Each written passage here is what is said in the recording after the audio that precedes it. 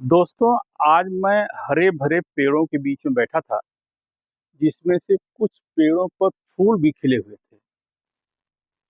रंग-बिरंगी तितलियाँ मंडरा रही थीं, भँवरे गुनगुना रहे थे, तरह-तरह की चिड़ियाँ अपने मधुर स्वर में गा रही थीं। उनकी प्रसन्नता देखकर मुझे लगा कि ये खुश हैं क्योंकि ये चिंता-फ़िक्र से मुक्त। यह देखकर मुझे अपने बचपन की याद आ गई कि बचपन में हम लोग भी कितने खुश रहते थे।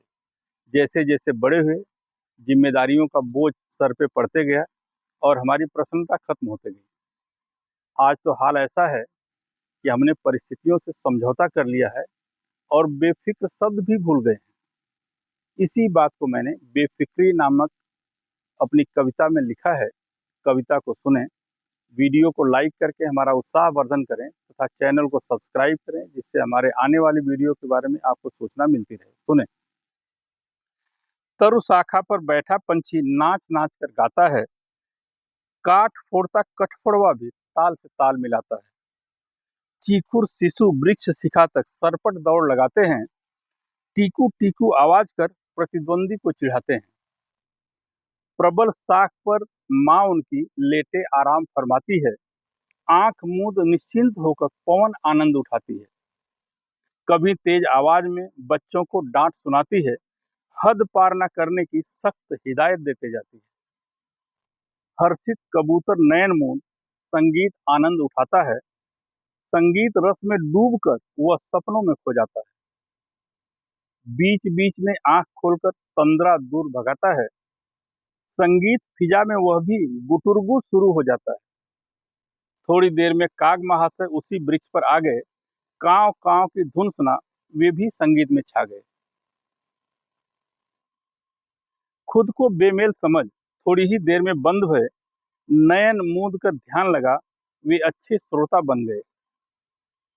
तोता मैना खंजन मुनिया सब मधुर राग में गाते हैं, तरह तरह के राग मिल रागिनी समूह बनाते हैं। हरे भरे तरुवर के बीच संगीत बहार सी आई है, सारे प्यारे खगवृंद हेत मस्ती बसंत की छाई है। कुछ पंख पसारे नृत्य करें, कुछ मीठे स्वर में गाते हैं, कुछ ध्यान मग्न हो नृत्य गीत का महफिल में खो जाते हैं। सारे पंछी बेफिक्र हैं, इसीलिए तो प्रसन्न है, चिंता फिक्र से कोसों दूर हरित वृक्ष आसन्न है। ना उन्हें कोई चिंता है, ना ही कोई गम। और हम भी बेफिक्र थे, मस्ती में गाया करते थे, अपने सलोने रूप से सबको लुभाया करते थे। लय ताल सुर गीत संगीत कुछ भी हमें नहीं आते थे, शब्द वाक्य तक ज्ञान नहीं, फिर भी हम गाते जाते थे। किलकारी रूपी अलाप पर मेरे लोग फिदा हो जाते थे, शाबाशी में मुख चूमते गोद उठा ले जाते थे। लोगों का प्यार दुलार देख हम और भी जोश में गाते थे, घुटने बल चलते हुए किलकारी गीत सुनाते थे। थोड़े बड़े हुए तब भी बेफिक्री में गुनगुनाते थे, अपनी तोतली भाषा में स्वरचित गीत सुनाते थे।